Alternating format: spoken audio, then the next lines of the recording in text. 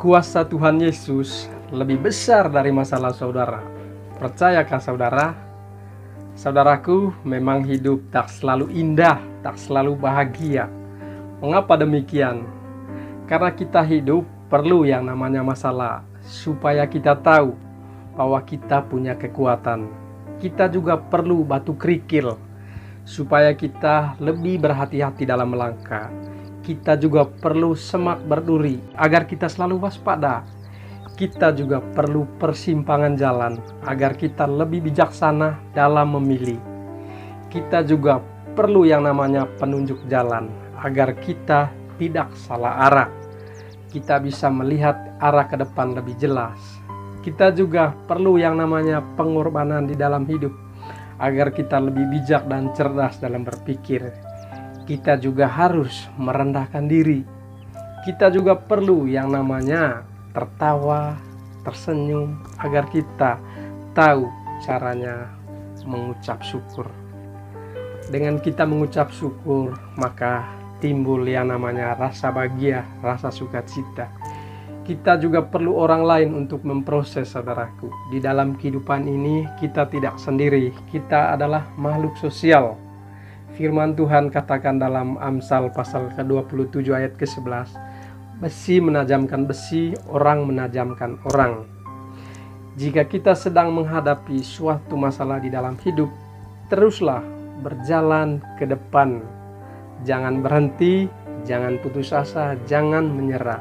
Karena kita akan tenggelam dalam keadaan yang terus-menerus menakutkan kita. Artinya jika kita sedang menghadapi masalah, lakukanlah saja dengan semangat, dengan optimis. Apa yang dapat kita lakukan, lakukanlah dengan seyakin-yakin bahwa masalah itu akan berlalu. Jika kita sedang menghadapi pergumulan atau masalah hidup, teruslah melangkah. Walau mendapat rintangan, janganlah takut. Saat tidak ada lagi tembok untuk bersandar, masih ada lantai untuk bersujud, untuk berlutut.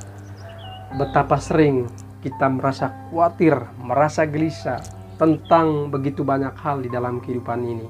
Tanpa sedikit pun ada keyakinan akan kebaikan Allah, kebaikan Tuhan dengan kuasa-kuasanya. Karena saudaraku, badai apapun dalam kehidupan kita, Tuhan sanggup menghardiknya. Baca di Injil Matius pasal ke-8 ayat ke-26. Tuhan Yesus berkata kepada para muridnya, "Mengapa kamu takut? Kamu yang kurang percaya." Kemudian bangunlah Yesus saat itu dan menghardik angin, dan angin itu menjadi teduh, menjadi hilang.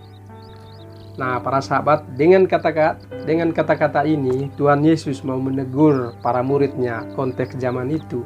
Namun sebenarnya kata-kata itu juga ditujukan kepada kita semua yang hidup zaman ini.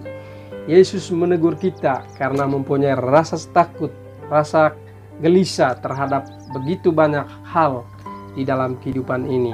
Nah, saudaraku, Yesus mengajarkan kita jangan cemas, jangan takut, jangan khawatir bila masalah hidup datang pada diri kita.